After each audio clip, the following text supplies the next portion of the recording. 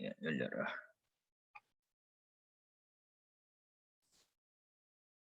자, 여러분 안녕하세요. 자, 수업을 좀 이어서 시작해 보도록 할게요. 오늘 뭐 여러 가지가 좀 사정이 여의치 않아 가지고 빨리 진도를 한번 빼보도록 하겠습니다. 아니면은 벌써 시간이 근데 마치는 시간을 어기면은 안 좋아하잖아, 그죠? 그러면 제가 이제 PPT 한 2장만 더 하고 이러면 질문 받고, 그러면 우리 지금 책 내용은 다음 주로 이렇게 해야 되나? 이 수업을 보통 여러분 한번 창을 한번 열어볼래요? 여러분 언제 종강을 하죠? 다른 수업들은 우리 반장님 언제 하죠?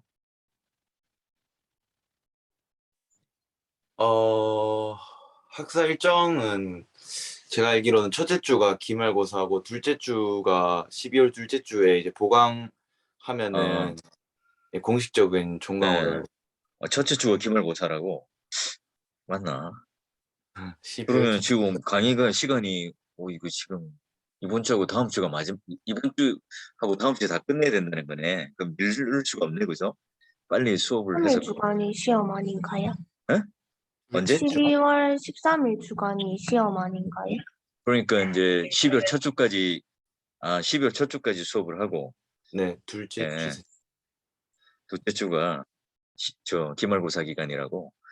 우리가 지금 거의 뭐 이제 한 번 그 수강한 거 외에는 뭐 일단 계속 와서요. 그렇고 그러면은 여러분 저번에 이제 했는데 식사를 한번 하려고 하는데 보자. 다음 주 30일 날 그 가능하나요? 점심시간이? 안 되나? 뭐 수업을 여기 어차피 들어야 되잖아, 이 시간. 어디 있는데 그럼? 어, 그러면 하여튼 일단 이거는 뭐 반장님이 한번 조율을 해주세요. 반장님이 조율을 해가지고 예, 네.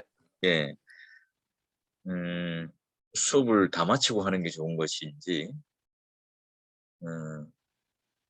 하여튼 애매하긴 한데 일단 30일 정도의 뭐 식사를 하고 마지막에 이제 에스서를 하고 기말고사를 하고 끝내면 좋을 것 같긴 한데요. 자, 그래서 한번 여러분 반장하고 한 주간 한번 고민해 보도록 하시고, 자, 오늘 이제 마지막 남은 수업을 그냥 끝낼게요. 뭐 이게 한번 빨리 한번 가보죠.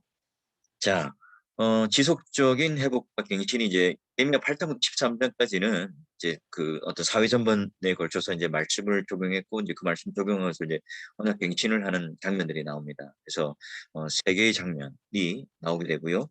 그 다음에 이제 우리가 그 토라 율법을 읽고 그 율법을 기준으로 이제 그 개혁의 어떤 완성들을 이뤄가는 모습들을 볼 수 있죠. 에스라가 율법책을 읽는 것 자체가 오늘날로 치면 철교와 마찬가지예요.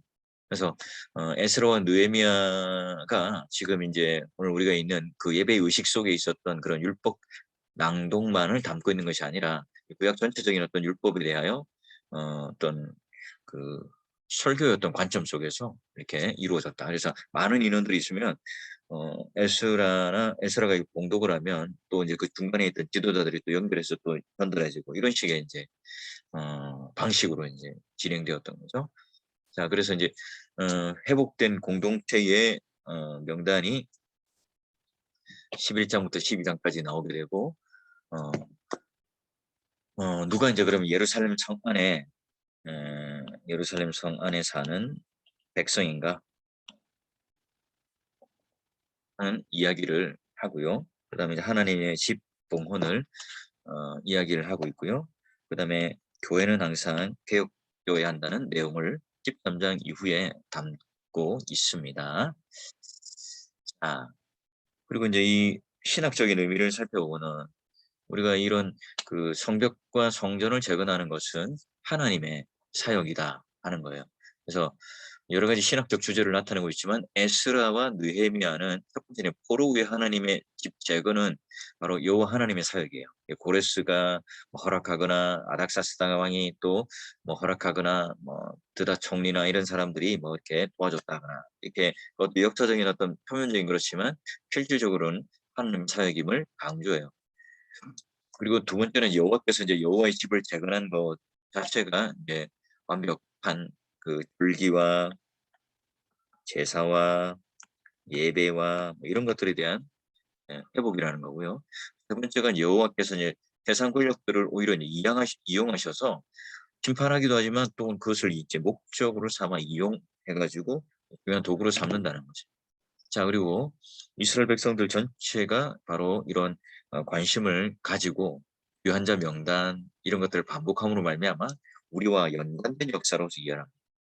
그리고 본문의 이 권위를 가지고 하나님의 집의 확대를 통해서 거룩한 자손들이 예루살렘 성 자체가 이제 어떤 그 성취화가 되는 그런 놀라운 모습을 보여주고요. 그다음에 에스라 느헤미야 자체가 이제 문서의 권위를 가지고 있으며 또 그런 토라라고 하는 책, 성경책을 중심으로 이제 그 이루어져가는 공동체임을 우리가 볼 수가 있죠. 자, 그래서 정경적 의미는 에스라와 느헤미야의 집에 하나님의 집 개념은 나중에 이제 어, 예수 그리스도로 인하여 하나님 나라의 성전으로 이해되어져 가는 데 굉장히 중요한 하나의 역할을 하고 있습니다. 그리고 이미와 아직이라고 하는 이 동말, 예, already not already라고 하는 그런 구원에 있어서의 완성 또는 출발이지만 아직 미완의 완성을 가지고 있습니다. 초림과 재림의 어떤 역할들을 가지고 있는 것처럼 에스라 느헤미야가 하나님의 성전을 만들고 성벽을 짓는 일에 대하여 시작은 했지만 이게 완성된 또 완벽한 것이 아니라 400년의 암흑기를 가지면서 이 종교개혁에 대해 있어서는 말씀으로 완벽하게 이루어지지 못했던 것을 우리가 좀 아쉽게 이제 보고 있음을 알 수가 있죠. 자, 여러분, 그리고 책을 넘어가 볼까요? 우와, 자, 책을 보십시다. 자, 우리가 이제 에스라와 느헤미야를 하나의 어떤 책으로 보고 이렇게 구조를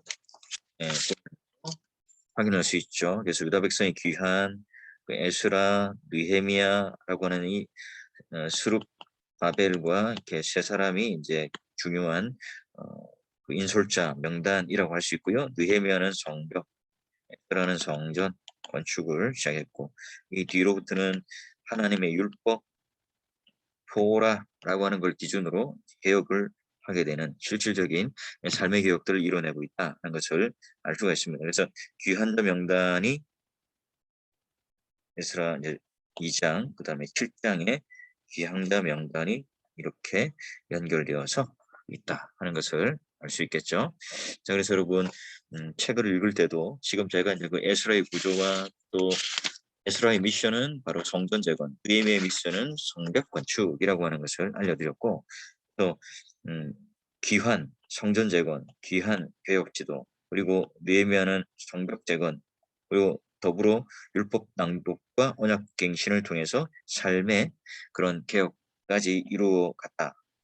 그래서 히브리어 성경에는 에스라와 느헤미야가 한 것으로 묶여 있다는 사실 여러분 아시면 좋겠고, 자, 그런 미션들이 달랐다 하는 내용들 책에 나와 있죠. 지금 제가 이제 좀 더 이제 좀 세밀하게 설명들을 하고 그 이후에 지금 이 여러분 책과 볼 때는 이제 좀 스킵해서 넘어가는 거는 지금 이제 더 많은 부분들을 제가 이제 여러분에게 설명해 줬기 때문에 이거 보시면서 제가 이제 간단하게 넘어가도 이 책에 있는 내용을 포함하고 담고 있으니까 여러분 무슨 말 하는지 아마 이 책을 공부한 사람들은 이제 빨리 이해를 할 수 있을 거예요. 그래서 이제 느헤미야서의 어떤 주요 본문들을 살펴보면서도 예루살렘의 귀환, 아닥사스다 왕도 여기 도와주고 왕의 명령을 받고 귀환을 하게 되고 중요한 것은 이제 학사 에스라, 뭐 서기관을 가르치는데 이게 이제 성경을 통하여 율법을 통하여 이스라엘 공동체의 개혁을 이뤄내는 벽을 이뤄내는 그래서 이제 Reformed Church라고 하는 것이 말씀 중심으로 이루어져가는 것을 볼 수가 있어요. 에스라는 것은 율법학자인 동시에 제사장이었습니다. 그래서 토라를 중심으로 예배를 회복시키고 그리고 이스라엘 백성들의 어떤 영적인 삶을 책임졌고요. 그 다음에 에스라는 학자로서 연구, 말씀을 가지고 가르치고 여호와 율법을 가르칠 뿐만 아니라 그들과 함께 삶으로 준행하고 또 다스리기 위해서 적용하기 위해서 노력했다는 거죠. 그래서 목사라고 하는 것은 설교라고 하는 것은 늘 언제나 우리 머릿속에 머무는 관념적인 것들을 그들에게 정보를 전달하는 그 인포메이션을 가지고 전달하는 자들이 아니라 그 이상의 어떤 우리의 가슴을 열어서 그들과 함께 heart to heart, 마음과 마음이 닿는 그래서 그들에게 있어서 삶을 적용해내는데 본이 되고 그 젊을 그런 1차적인 그 말씀의 적용의 대상이 나아가 되고 그리고 그 청중들을 향하여 그 마음을 돌이키고 회복시킬 수 있는 그런 역할들을 하게 된다는 것을 우리는 알 수가 있죠. 자, 그래서 느헤미야의 개혁은 바로 성전 재건이 아니라 성벽 재건이었죠. 무너진 성벽을 재건해서 그런 이방인들과의 구별, 그 이방인들이 오늘 수치스럽게 그들을 계속해서 이렇게 침략하고 빼앗았던 그런 것들을 다시 이제 잘 정비해서 만드는. 그래서 느헤미야가 굉장히 반대도 극심했고 그 안에 내부적인 갈등도 많았고 그런 어려움들이 있었지만 그 느헤미야가 굉장히 그 리더십을 가지고 그들을 잘 일으켜 세워서 완성해내죠. 그래서 리더십에 관련된 이 책을 보면 느헤미야가 그 예로 굉장히 많이 들게 돼 있어요. 들어요, 학자들이 보면. 그래서 느헤미야 관련된 리더십의 책이 굉장히 뭐 논문도 많고 또 내용들의 책들이 많이 남아 있다는 거죠. 그래서 재미있는 거는 자신은 사례를 안 받고 백성들의 빚을 탕감을 해주는 것을 통해서 진두지휘하고 또 이제 자기는 정당한 보수를 이제 안 받았죠. 여러분 이걸 가지고 야 우리 담임 목사님 사례 안 받아야 돼. 나도 사례 안 받고 그냥 전도사하고 그냥 교회 사역을 해야 돼. 뭐 이런 생각을 가지면 안 됩니다. 그 당시 시대적 상황 때문에 그랬던 거예요. 이 교회가 얼마든지 이제 그런 제사장이나 레위인들을 생계를 책임져야 되는 것이 본래 율법 정신이에요. 근데 그걸 제대로 이제 하지 않는 것은 그런 의무들을 저버리는 일들이에요. 자, 그리고 에스라의 종교개혁을 통해서 세계 종교사적인 이제 변화가 일어나는데 바로 수문이라고 하는 것. 워터게이트 이제 우리가 미국적인 상황에서는 이제 하나의 그 정치적인 어떤 스캔들로 거짓말을 하는 어떤 하나의 예가 되지만 오히려 이제 수문 광장 앞 여기서는 바로 이제 눈물로 회개를 하며 하나님 앞에 돌이키게 되는 영적인 어떤 변화가 되는 그런 중요한 장소라 하는 사실이고요. 학사 에스라가 이제 말씀을 가르치는 오늘날 이제 목사로서 강도하는 자로서 서게 되고요. 또 세 번째 변화가 나무로 지은 강단, 이제 재단에서 강단. 예전엔 제사 중심적이었던 것이 강단이 세워지면서 말씀 중심으로 서서히 넘어가죠. 중세 시대 때도 미사라고 하는 것에 중심으로 이게 있다가 정교계의 가장 큰 특징은 미사를 개혁하는, 예배를 개혁하는. 옛날에는 제사 중심적인 어떤 그런 신비한 어떤 그런 이적인 어떤 사건들을 이제는 말씀을 선포하는 하나님의 강단과 말씀의 낭독으로 바꿔요. 그래서 하나님 율법책을 낭독하는 그리고 히브리어로 된 성경을 아람어를 사용했던 레위인들이 중간중간에 통역을 하고 전달했던 내용들을 볼 수가 있고요.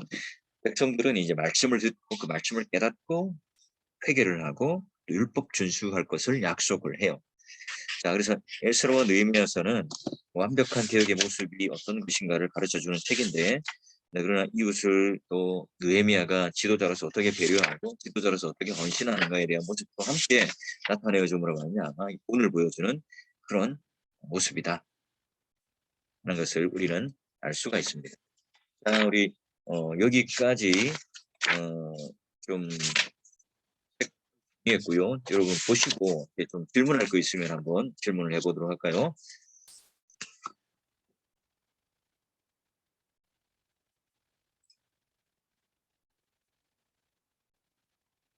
예. 약속된 시간에 마치기 위해서 좀 빨리 그 책을 좀 스킵을 했어요. 오늘 뭐 제가 그 노트북도 빨리 어떻게 사라지고 막 중간에 배터리도 나가가지고 꺼졌다가 다시 여러분 나간 사람은 없구만 나만 이렇게 꺼졌다 나왔는데요. 그래서 조금 매끄럽지 못했던 점을 양해를 구하고요. 자, 여러분 에스라나 느헤미야를 읽으면서 궁금한 점이나 또는 교재를 읽으면서 또 질문할 것들이 있으면 한번 해보시죠.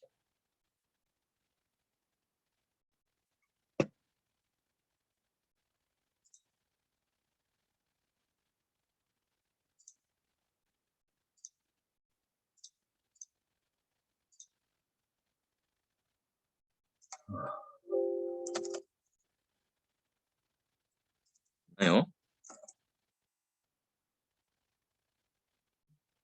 오늘날 여러분 이제 부흥 집회라고 하는 점들 한국 사회에 있어서 주로 이제 어떤 뭐 영적 각성, 대집회 이런 것들이 주로 어떻게 변질되었어요? 전도라고 하는 것으로 변질되었죠. 우리가 초기 한국 교회 여러분 평양대 운동이라고 알아요? 1908년 일어났던 네.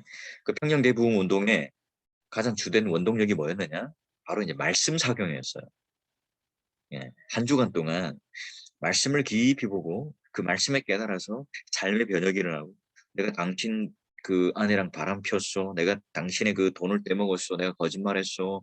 내가 이런저런 중독에 빠져 살았고 내 아내를 구타했던 그 죄를 회개하고 라고 해서 이제 회개 운동이 함께 일어나면서 사회 변혁 운동까지 번져갔어요. 예, 그러니까 예전에 이제 우리가 말하는 지금 현재 말하는 부흥 사경회라고 하는 이것도 예전에는 말씀을 깊게 보는 말씀 사경회였어요. 예. 그리고 이제 훗날 이제 이게 이제 점점 변해가면서 자꾸 이제 교회가 이제 숫자의 어떤 부흥에 방점을 두다 보니까 어떻게 변해갑니까? 그런 말씀 상영회보다는 간증 집회 또는 연예인들이라든지 또는 사회의 어떤 셀럽들을 교회에 불러다가 그런 어떤 재미있고 흥미로운 얘기들을 하면서 이렇게 불러들이는. 그래서 이제 새 가족과 접촉점을 가진다는 이유 때문에 막 가수도 부르고 연예인도 부르고 근데 결국 그 가수들이 막 그런 사회적인 스캔들이라든지 이 가십거리였던 걸 통해서 이제 막 실망감도 가지고 받아든 은혜 다 쏟아버리고 이제 그런 상황이 이제 벌어졌는데 그 부흥사경회라고 하는 자체도 이제 그런 식으로 변질되어 갔죠. 오늘 우리가 다시 찾아야 될 것들이 뭐겠어요? 이 말씀을 가지고 이제 사경회를 하는 본래의 모습들. 그래서 예전에는 도사경회라는 표현을 썼어요. 도사경회. 뭐냐면 말씀 길도자를 써서 진리도자를 써서 도사경회라고 하는 표현을 써서 말씀을 깨닫는 그 집회라고 하는 것으로 우리 이제 경통로에 보니까 여전도에 보니까 여전도에 도자경회 이렇게 해서 집회를 하고 하더라고요. 우리 교회에서 할 때도 막 와서 주무시고 그 다음날 아침에 일어나 하시기도 하고 했어요. 당시 이제 쌀을 일주일치 먹을 쌀을 짊어지고 와서 이렇게 국밥도 끓여 먹고 밥도 해 먹어가면서 일주일 동안 어떤 그런 교회나 가정이나 이런 데서 집회를 하고 그 말씀이 이제 이게 깨달아져서 이렇게 회개도 하고 또 그 심령이 이제 뒤집어지기도 하고 사회 변혁 운동을 갔던 거예요. 말하자면 그 에스라 느헤미야 같은 경우도 하나님께서 전적인 은혜로 그들을 포로로 풀어주시고 그 예루살렘반으로 와서 그들이 다시 한번 개혁 또는 하나님 나라와 또 성전을 건축하는 이 일에 그들이 힘들지만 눈물로 씨를 뿌리지만 그걸 통해서 완성된 예루살렘을 다시 한번 회복하고자 했던 하나의 운동을 우리들에게 보여줘요. 물론 이제 그 뒤에 60년이 지나서 말라기서라든지 그 뒤를 보게 되면 큰 어떤 이렇게 다시 이제 죄악으로 물들고 종교 지도자들이라는 지도자들이 굉장히 정결하지 못한 삶을 사는 것으로 우리들에게 반면교사가 되죠. 자, 여러분 한번 책을 읽으면서 이제 궁금한 점이라든지 뭐 다른 거 있나요? 이렇게 물어볼 거예요.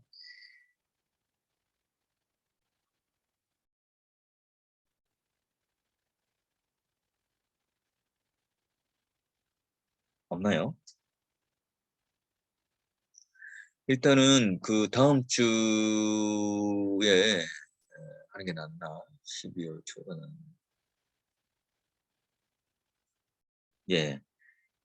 다음 주에 그러면 다음 주 일단은 한번 봅시다. 그러면 일단 다음 주 되는 사람들만 해서 다음 주는 출석 체크를 뭐 안 하는 걸로 하고 뭐 안 오면 안 올수록 저한테는 유리한 거다. 도시락이 덜 들어가니까. 그래서 반장이 한번 확인을 하셔서 아 근데 우리 교회가 지금 공사 중에 있어가지고 식사할 공간이 나올지 모르겠네. 10명이. 일단 한번 알아보도록 하고 안 되면 뭐 다른 데 세팅을 해보라고 하면 되니까 지금 다른 데 세미나 장소도 지금 다 리모델링을 하고 있어가지고 공간이 그럴 것 같은데 아니면 빼고 나서 하는 게 낫나?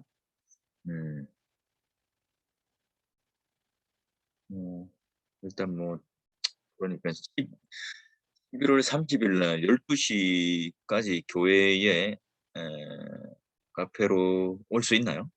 어렵나요? 가능하면 O, 안 되면 X. 네.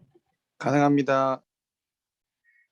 가능하지 않은 분은 뭐 X를 해주시고 그러면 그때 뭐 이건 뭐예요 이거는? 될 수도 있고 안 될 수도 있는 거예요. 그렇게 해서 한번 왜냐면 이제 이거 비대면으로 하니까 이게 우리 클래스에 있었던 학생인지 아닌지 길거리 지나가다가 만났는데 알 수가 없는 거죠. 이렇게. 게다가 마스크를 쓰고 있고 이러다 보니까 근데 다음 주에 그러면 일단 한번 봅시다. 그래가지고 11월 30일 날 12시에 사월교회에 일단 카페로 모이는 걸로 하죠. 사월교회 카페로 12시 모여서 식사를 하고 얼굴 보고 인사하고 헤어지는 걸로 이렇게 하죠. 그다음 이제 수업은 없습니다. 수업은 하진 않고 간단하게 인사만 하고 여러분하고 헤어질 거고요. 그리고 이제 12월 7일 날 보고 수업을 하고 그날 바로 기말고사를 내주고 할 수도 있고요. 아니면은 뭐 14일 날 지켜야 된다. 우리가 뭐 크게 어려운 건 아니니까 12월 14일 만나서 간단하게 뭐 그때 문제 내면서도 갈 수도 있을 것 같고 뭐 그렇게 하겠습니다. 일단은 에스더서를 마지막 하나 남겨놓고 다음 주는 우리가 모여서 이제 30일 날 같이 그때는 식사하고 간단히 얼굴 보고 인사하고 하도록 하겠습니다. 자, 뭐 질문 있나요? 질문 없으면 오늘 뭐 여기까지 마치도록 할까요? 그 에스더는 이제 좀 질문하시고 수업을 내가 너무 이게 압축을 해서 얘기를 하는 바람에 이게 지금 여러분 이제 줌으로 대면 수업을 하니까 강사가 말을 너무 많이 하는 것 같아요. 굉장히 안 좋은 이게 이제 안 좋은 것 같아요. 그것도 PPT도 엄청 준비해야 되고 이거 그것도 양질의 수업을 위해서 그냥 안 하고도 할 수 있는데 이거 뭐 여러 가지가 이게 고달픈 것 같아 내 인생에 뭐 이런 수업을 위해서 이제 대면 수업으로 빨리 전환이 되면 좀 이렇게 좀 인격적으로 좀 제가 뭐 학생들한테 질문을 좀 많이 던지는 스타일이는데 전혀 질문을 안 던지니까 이게 실력이 있는지 없는지도 확인도 안 되고 뭐 그렇습니다. 그러니까 아쉬운 분들이 다음 주에 만나서 제가 이제껏 배운 것들에 대해서 물어볼 테니까 식사하면서 한번 잘 대답해 보시고요. 자, 우리 그러면 오늘 여기까지 수업을 마치는 걸로 하고요. 다음 주에 12시에 사월교회에서 뵙도록 카페에서 뵙도록 하겠습니다. 오실 분들은 말해서 여기서 다음 주는 이제 뭐 부득이한 것으로 참석하지 못하면 결석 처리는 하지는 않도록 하겠습니다. 그런데 뭐 얼굴 비춰서 오시면 이제 뭐 점수에 좀 가점이 있지 않겠어요? 그래도 아는 얼굴에 조금 더 이제 마음이 가지 않겠어요? 그래요. 뭐 농담인 줄 여러분 잘 알고 있죠? 자, 뭐 대타라도 보내든지 그렇게 하세요. 자, 여기까지 오늘 마무리하도록 하겠습니다. 여러분 수고하셨고 또 다음 주에 우리 사월교회 카페에서 12시 뵙도록 하겠습니다. 여러분 수고했어요. 안녕. 감사합니다. 네. 감사합니다.